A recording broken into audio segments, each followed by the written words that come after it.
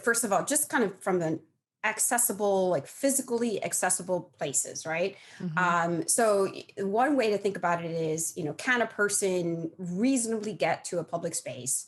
Or more generally, kind of does your neighborhood have kind of supportive, healthy, supportive quality urban design, right? Hmm.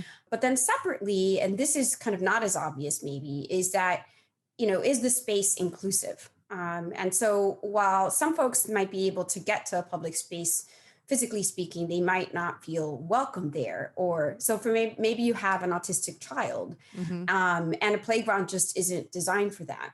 Or you have a child with a physical disability and there's a raised plaza with no ramp, right? Or maybe you're a person of color and you don't feel like you belong in a space, and, partially because of who's there and how the space is designed, and what kinds of activities it does or does not support. Hmm. So I think that both of these examples of potential inequities are relevant in COVID, because one, like, does the most vulnerable communities can't access these places like physically, and then even measures that were put in place in some cities to create more public space.